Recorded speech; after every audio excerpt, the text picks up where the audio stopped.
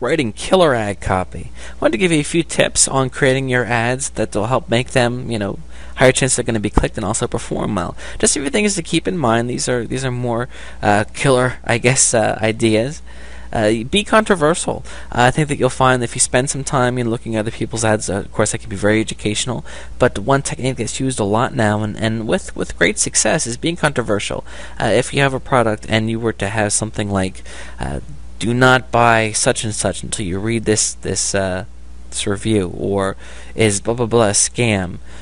You're just trying to do something to catch people's attention, because I gotta tell you, if I'm looking to buy something and I see this ad pop up that says, such and such, is it a scam? That's gonna key me in, because people like controversy and people like to know, of course, that something isn't a scam, and they're gonna click on that to make sure. You want people to be compelled to click on your ad, and how can you accomplish that?